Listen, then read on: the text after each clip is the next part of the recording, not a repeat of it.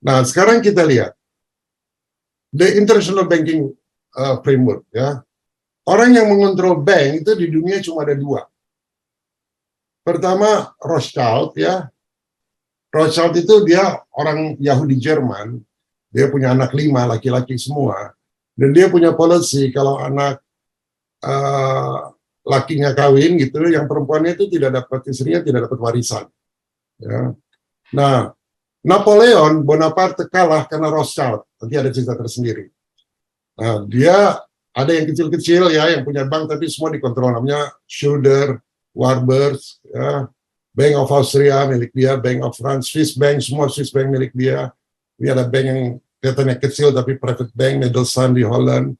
Rothschild ini orang Prancis yang juga dikontrol dia. Bank of America itu punya dia. Nah, Warburg sekarang join dia dengan Dillon. Mereka sekarang menjadi advisor di Bank Indonesia. Bayangin. Bank Indonesia konsultannya Warburg and Dillon. Jadi bayangin, keuangan kita dikontrol. Henry Ford pernah bilang gini, you can be the president, but let me control the money. The one who control the money, they control the country. Oke, satu lagi siapa? Ya, Rockefeller. Federal Reserve itu punya pemerintah Amerika, kan federal ya, atau punya private? Punya private. True. Ini pemilik sahamnya.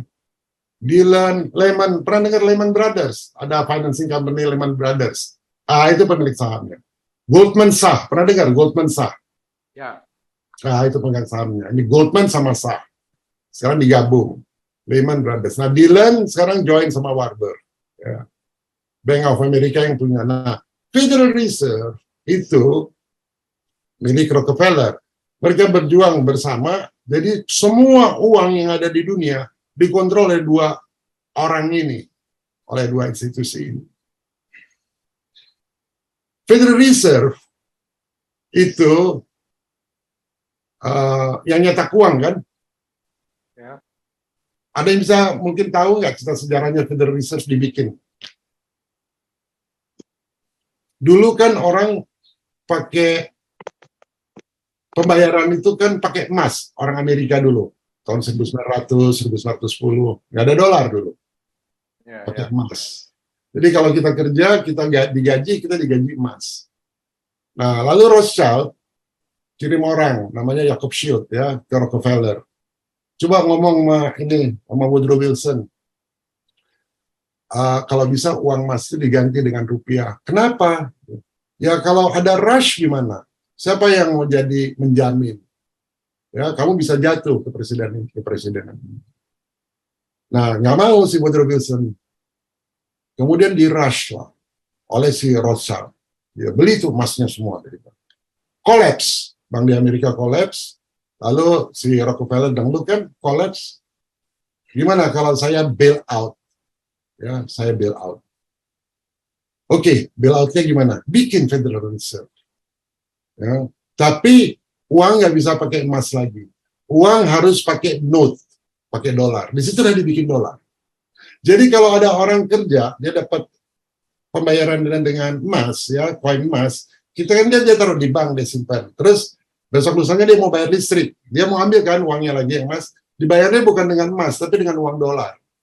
Nah, orang-orang itu di Amerika, loh, kenapa dengan kertas apa nih? Saya nggak tahu nih, saya mau emas. Loh, ini Federal Reserve kita sudah disahkan oleh Kongres. Jadi ini kamu bisa beli bayar listrik, bisa pakai ini. Nah, jadi dikasih yang kita nabung di sana, kita taruh uang kita di bank, waktu kita mau ambil yang dibayar dengan kertas. Padahal kertas itu kan harganya cuma 10 sen. Dicetak ada dolarnya, jadi nilainya $10, $100, and so on. But basically it's paper, nggak ada nilainya. Makanya disebut uang fiat gitu ya, uang yang tiba-tiba terjadi. Ya, fiat money. Jadi emasnya kan disimpan, betul? Nah, emas itu disimpan terus. Jadi tiap kali orang nabung pakai dapat gaji emas, kita mereka ambil, ada yang keluar yang dibayar dengan kertas. Sehingga akhirnya peredaran uang kertas itu dolar makin lama makin banyak, emas makin lama makin sedikit. Karena makin banyak uang terjadi apa? Kalau uang lebih banyak terjadi apa? Inflasi kan. Makanya tahun 1929 terjadi inflasi besar-besaran. di Amerika yang disebut The Great Depression. Pernah dengar The Great Depression? Ya, ya. Nah, datanglah orang namanya Roosevelt. Gitu. Dia bilang The New Deal, ya, dia bilang The New Deal. Ya, saya akan kalian kasih kerjaan, gini, dia jadi. Kenapa dia bikin New Deal? Karena dia udah deal sama Federal Reserve yang private, ya, dia akan dipinjemin uang sama Federal Reserve. Karena emasnya kan disimpan semua sama Federal Reserve. Yang ada kan cuma uang kertas, betul, ya. Nah, Federal Reserve bilang gini, boleh, saya pakai uang saya, tapi garansinya apa untuk dikembalikan? Makanya Kongres tahun 1929 dan banyak orang Amerika, bahkan orang-orang intelek ya di Amerika tuh nggak tahu. Tahun 1929, Amerika digadaikan dengan sejumlah dengan nilai 800 juta dolar. Jadi sovereignty negara Amerika sudah pindah ke Federal Reserve. Karena yang 800 juta nilainya 800 juta dolar itu kan berbunga terus, itu kan present value-nya ya. Kalau kita lihat face value-nya sekarang udah nggak bisa terbayar ya. Dengan catatan ini, oke, saya kasih 800 juta dolar, tapi kalian berutang ya sama saya. Berutangnya gimana? Cara bayarnya, mortgage, ya, paham ya, dia mortgage, ya, mau kasih pinjaman, bayar bunga. Kemudian apa? Kalian harus bayar pajak, lalu dibikinlah kantor pajak namanya Internal Revenue Service, IRS. Pernah dengar ya, IRS paling ditakuti. IRS juga bukan punya pemerintah, bukan Direktorat Jenderal Pajak, itu private juga, dibikinnya di Puerto Rico. Jadi rakyat harus membayar pajak. Makanya di Amerika sekarang ada gerakan orang-orang nggak mau bayar pajak. Kenapa? Karena itu bukan pemerintah dibayarnya. Jadi orang-orang yang sudah conscious gitu ya, nggak mau bayar. Artinya negara Amerika penduduk-penduduknya sudah dijajah. Jadi kalau kita bilang Amerika, jangan lihat penduduknya, karena penduduknya itu korban, slave, ya slave, dijajah oleh ini. Nah menariknya, ketika saya di Harvard, kalau kita makan siang, ngobrol, saya suka tanya sama rekan-rekan profesor, by the way, Federal Reserve itu milik siapa ya? Of course milik pemerintah. Mereka sendiri pikir itu milik pemerintah. Padahal itu bukan milik pemerintah. Bayangin. Jadi kalau you ada 10 orang Amerika, you tanya Federal Reserve punya siapa, 9 akan bilang itu milik pemerintah. Jadi mind manipulation mereka is so clever. Ya, so strong. Mereka juga pakai nama Federal Reserve. Nah, lalu mereka bikin, supaya bisa mengontrol bank-bank sentral di dunia, mereka bikinlah pusatnya itu di Basel. Ya, di mana semua central bank, termasuk Bank Indonesia, harus ikut dengan ketentuan Basel. Artinya apa? Policy-policy di Bank Indonesia harus mengacu kepada policy-policy yang mereka pakai. Terjajah secara proksi dengan jarak kita, bukan terjajah secara fisik, tapi dari jarak jauh kita sudah dikontrol. Jadi pembicaraan kita mengenai Zion bahwa kita dikontrol, inilah bentuk kontrolnya. Pemikiran kita dikontrol, kita kira padahal semuanya bentuk kontrol. Orang BI pun rasa gaya, mau kemana? Ke Basel. Padahal mereka slaves. Dan Basel juga namanya itu dari Babel, jadi Basel. Makanya ada namanya Basel. Sorry? Basel di Swiss kan? Iya. Ya. Kalau kamu lihat ya, Basel itu adalah tempat ini ya, seperti pusat dari semua bank sentral bank di dunia itu di Basel. Jadi polisi keuangan semua dibikin di situ, artinya kita kan dikontrol. Kemudian Zion Protocol dibikin di mana? Di Basel 1896. Ya, jadi Basel itu biang dari segalanya. Nah, supaya kita bisa cerdik, kita harus masuk dalam sistem mereka. Of course, which is I did. Saya bersyukur gitu karena saya kerja di government, jadi saya ngerti gitu kenapa secara nggak sadar kan kita di-train. Nah itu, kita di-train secara nggak sadar oleh Serafim. Karena saya masuk di Bappenas, lalu rangkap di Ekokin sebagai deputi menteri. Jadi tiap kali kalau kita mau pinjam duit, saya selalu jadi pimpinannya untuk nego dengan IMF, dengan Federal Reserve, dengan World Bank. Jadi banyak teman. Dan kalau mereka ke Indonesia, mereka kan dikasih uang untuk nginep di hotel. Biasanya di Hotel Borobudur. Saya suka bilang, kita kan udah teman, kenapa di hotel, kamu harus keluar uang, udah nginep di rumah. Jadi mereka nginep di rumah, istri saya yang masakin, jadi pertemanan, jadi teman. Oleh karena itu teman-teman saya Yahudi yang menguasai banking ini teman-teman semua. Sebagai catatan ya, waktu krisis tahun 98, nanti akan ada seseorang yang bercitra. 98, itu kan uang sampai 17.000 ya. Saya waktu itu dapat tugas dari Pak Habibie, itu hanya dalam waktu 4 bulan turun jadi 9.000. Kenapa? Karena memanfaatkan teman-teman ini. Karena they think I'm part of them because by name Roth is a Jewish name. Oke, jadi kita harus. Nah, di Turki ya ini ada namanya Ottomanisme. Ya, kan pernah dengar Kemal Atatürk? Ya. Nah, Kemal Atatürk melakukan modernisasi kan bagus. Ini didukung oleh Barat, ya oleh mereka, didukung oleh mereka. Nah, makanya ada bank namanya Ottomanisme. Nah, ini semua uang ini ya itu dimasukkan ke IMF dan World Bank. Jadi ini international loan over the world. Jadi setiap negara ya ketika mau pinjam uang, mereka dapat harus negosiasi sama IMF sama World Bank. Nah, mereka mendapatkan SDR. SDR ini bukan saudara, tapi S-nya dari special, D-nya dari drawing, R-nya dari right. Special drawing right. Artinya apa? Kamu saya kasih kuota ya, kamu hanya bisa pinjam setahun $5 billion. Tapi menurut Tanyo, EPTN ditutup ya. Ini minyak kasih apa? Tambang emas kasih ke Freeport ya. Ini caranya mereka. Lihat nggak? ya? Of course. Jadi begitu kita merasa gagah, IMF, World Bank, hotel pinjaman. Oke, itu cara mereka menyusun. Menteri Keuangan kita, Sri Mulyani, itu pernah jadi salah satu direktur World Bank. Dia merasa, kehormatan. Don't you think dia nggak di brainwash? Dia mendapat penghargaan sebagai Menteri Keuangan terbaik. Why? So, jadi ngelihatnya jangan terlalu innocent. Oh, dia hebat ya, gitu. Jangan terlalu innocent. Dari keluar kelihatannya hebat, tapi semua agenda-agenda IMF kan nggak mungkin orang bule yang menjalankan. They need an agent yang sampai presiden pun bisa percaya. Nah, minggu lalu malaikat-malaikat serafim juga nggak bisa kerja sendirian. Mereka tuh kayak IMF sama World Bank-nya, tapi pihak-pihak agent-agentnya ya kita gitu loh, kita. Ngerti? Ya. Nah, oleh karena itu kita harus punya wisdom untuk melihat yang begitu-gituan. Dan kalau kita punya wisdom itu, percaturan politik 2024 sudah bisa kita baca. Sekarang pun kita sudah bisa baca. Ya, sekarang Jokowi cerdas banget, by the way ya. Nanti kita diskusi soal itu. Nah, jadi ini kan sudah menggurita dan orang-orangnya. Nah, ketika kita bicara Zion Protocol, itu sudah tidak melihat lagi bahwa ini orang Yahudi. Ini sudah jadi paham. Mau orang Indonesia, orang Malaysia, semua sudah terkena Zion Protocol dan mereka Zionis. Zionisme itu adalah bagaimana sekelompok orang bisa mengontrol dunia dan mengatur dunia sesuai dengan kehendak mereka. Oleh karena itu mereka harus pakai izin-izin yang nggak mungkin orang boleh masuk. Nah, mereka masuk dengan bisnis. Nah, bisnisnya dipilih. Coba lihat. Dia Zionis Indonesia nomor 1. Ya. Tapi Kristen, ya kalau orang datang tuh di kantornya tuh harus berdoa. Bersama mereka nggak sadar. They were used, but they are Zionis.